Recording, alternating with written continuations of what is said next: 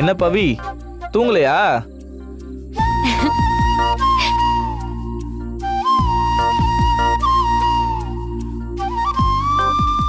இல்ல மனோ, தூக்கம் வரல.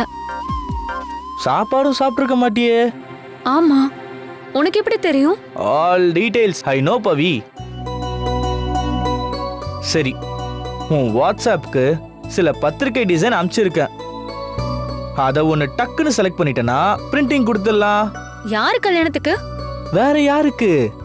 உனக்கும் அர்ஜுனுக்கும் நடக்க போற கல்யாணத்துக்கு தான். என்ன அப்படி பாக்குற? தலைவருக்கும் உன் மேல லவ் ஃபீலிங் ஸ்டார்ட் ஆயிடுச்சு.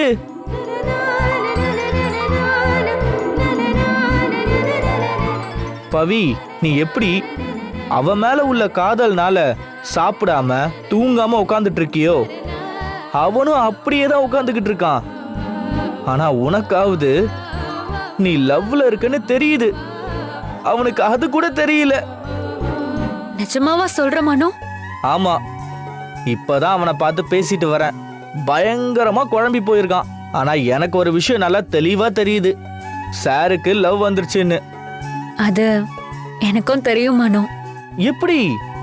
அர்ஜுன் கூட டான்ஸ் ஆடினப்போ அர்ஜுனோட கைய மேல பட்டதுமே என்னால அவனோட காதல உணர முடிஞ்சது.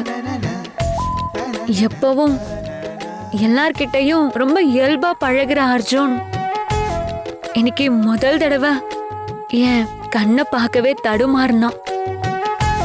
அப்பவே எனக்கு புரிஞ்சு போச்சு, அர்ஜுன் மனசு தடுமாற ஆரம்பிச்சிருச்சுன்னு. அவன் வாயால என்னை காதலிக்கிறேன்னு சொல்லலைனாலும் அவன் கண்ணிலேயே அந்த காதலை என்னால பார்க்க முடிஞ்சது மனோ. ஓஹோ, அப்ப நான் தான் லேட்டு. சரி, அப்ப இத உடனே பாட்டிக்கிட்ட சொல்லிடுவோம். ஏய், வேண்டாம் வேண்டாம் மனோ. ஏன்? முதல்ல அர்ஜுனே என்ன அவன் பிடிச்சிருக்குன்றத சொல்லட்டும். யாரும் ஏதோ சொல்லாமலே அர்ஜுனோட மனசுக்குள்ள நான் முழுசா நிறையணும். இன்னைக்கு கண்ணால நாங்க பரிமாறிக்கிட்ட காதல அடுத்த வார்த்தையால பரிமாறிக்கணும். ஒருத்தருக்கு ஒருத்தர் மனசால இணைஞ்சதுக்கு அப்புறம் தான் இத பத்தி மத்தவங்க கிட்ட சொல்லணும். அப்பதான் எல்லாருக்கும் அது சந்தோஷமானதா இருக்கும் மனோ. அந்த நாளுக்காக தான் நானும் காத்துட்டு இருக்கேன்.